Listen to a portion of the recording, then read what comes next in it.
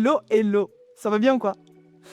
Aujourd'hui, c'est pas vraiment un tuto, parce que... Enfin, c'est pas du tout un tuto, en fait. C'est surtout que je vais te montrer comment tu peux customiser ton interface Blender pour que ce soit un peu plus optimal quand tu taffes. Et tu vas voir, c'est hyper facile, ça prend que 5 minutes, donc on fait ça vite. Alors, normalement, quand tu ouvres Blender, tu tombes sur ce petit cube tout mimi, tout rikiki. T'appuies sur X, tu le supprimes. Direct. On n'en veut pas. Tu peux le garder si tu veux, mais si c'est pour quand même le supprimer à chaque fois que tu crées quelque chose, on le supprime directement. Bon, cette fenêtre, ça va rester notre fenêtre principale. Ce qu'on va faire, c'est créer une fenêtre en dessous pour pouvoir gérer tout ce qui est texture, une fenêtre en bas à gauche pour pouvoir voir en live le rendu qu'on est en train de bidouiller ici dans notre fenêtre principale, et une fenêtre en haut à droite, en haut à gauche, qu'en général j'utilise pour mettre ma timeline quand je fais une animation ou quoi. C'est assez pratique. T'es ready? Let's go. Ici, en fait, on a déjà par défaut une fenêtre qu'on a juste à étendre pour l'utiliser. Mais ce que tu vas faire, c'est tu vas venir sur la jonction entre les deux fenêtres. Tu vas venir faire clic droit, Join Areas, clac, et on l'a supprimé. Bam. Maintenant que ça c'est fait, tu vas venir en haut à gauche, en dessous du petit logo Blender, et tu vas venir tirer en fait, ouvrir une deuxième fenêtre ici.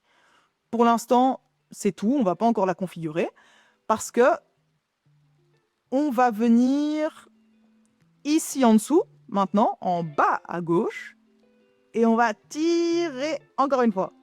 Et celle-ci, on peut déjà la configurer en venant ici. Absolument pas, mais absolument pas. On reste là-dedans. Et en fait, ici, ce sera l'endroit, comme je t'ai dit, où on va pouvoir voir en live ce qu'on fait. Là, malheureusement, tu peux pas encore voir ce que c'est parce qu'on n'a pas de caméra, donc on peut pas se mettre en mode caméra. C'est pas possible. C'est la prochaine étape, t'inquiète pas. Ici, je t'ai dit qu'on allait mettre notre timeline. Donc, tu viens sur cette petite icône, tu cliques dessus, tu mets timeline, et là, bam, tu as ta timeline. Trop cool. On n'a pas d'animation, mais c'est trop cool. Ça, c'est good. Maintenant, il nous manque notre dernière fenêtre qui est normalement censée être ici pour pouvoir faire les différentes textures. Donc, on vient ici, on monte, on fait un truc comme ça. Et ici, tu viens appuyer encore une fois sur cette icône et tu te mets en Shader Editor. Et normalement, c'est good. Là, maintenant, si je rajoute un objet, donc par exemple un cube, tu vas voir que ici, je peux créer un matériau, une texture, un matériel. Je sais pas quel est le bon mot. Mais voilà. En fait, ça c'est hyper simple. Maintenant, c'est rangé. On a toujours une fenêtre assez grande ici pour bidouiller.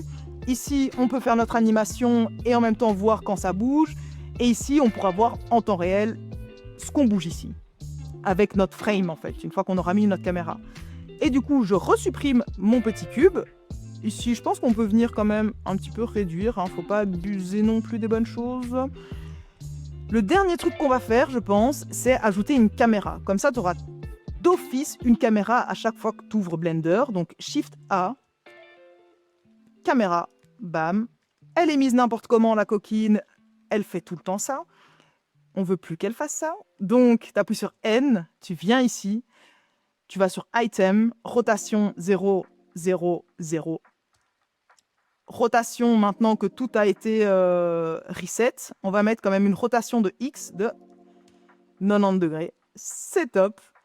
On va juste, je pense quand même la reculer un peu ici pour pas qu'elle soit au centre de notre univers. Donc G, Y, G, Z, bam. Et si maintenant je mets ma souris sur cette fenêtre et que j'appuie sur 0, je suis en mode caméra, on adore. Sauf que ce qui est un peu embêtant, c'est qu'on voit tous les trucs, quoi, et on veut quelque chose de très épuré. Donc, tu vas venir là pour pouvoir bouger sur ces différentes fonctions. J'utilise tout simplement, sorry Lenny. J'utilise tout simplement la roulette de ma souris et comme ça me permet d'aller voir ce qu'il y a plus loin. Alors, on va cocher sur cette case pour retirer toutes les bêtises, cocher sur celle-là également. Et ça, je pense que ça va rester de toute façon, je ne sais pas comment le retirer. On va d'office se mettre en render.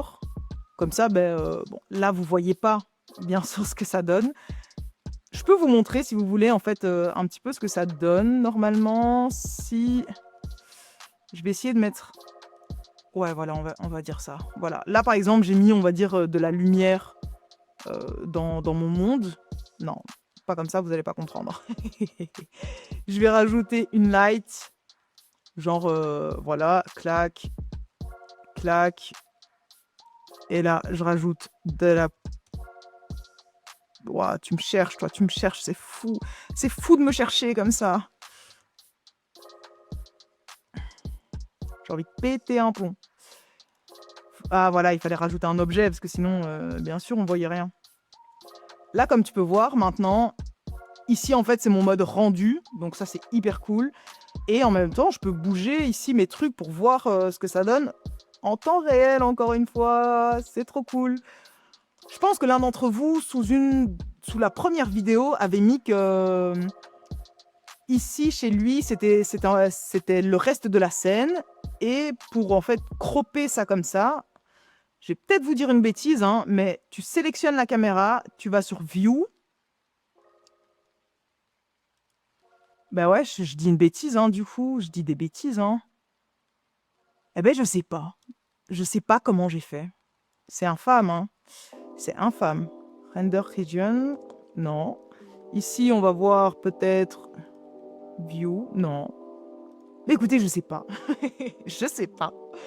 Et demandez à Google. Google va pouvoir vous répondre. Ce sera... Ah!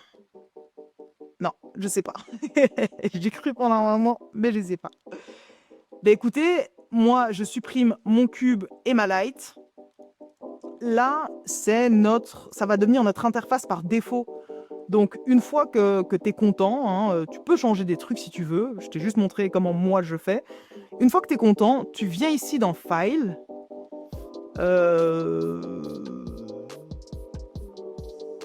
Défaut. Save Startup File. Et en fait, ça va sauver cette interface, ce fichier en tant que fichier par défaut. Et voilà, t'as ton interface custom. J'ai probablement pas été la plus claire au monde, c'est comme ça, va falloir s'y faire, mais au moins t'as un moyen de pouvoir custom ton interface un peu comme tu veux, donc à toi de voir comment t'aimes utiliser Blender, c'est ça qui est cool aussi. Et tu verras, ça viendra avec le temps, c'est pas toujours facile, mais voilà, comme ça tu sais. Ciao ciao!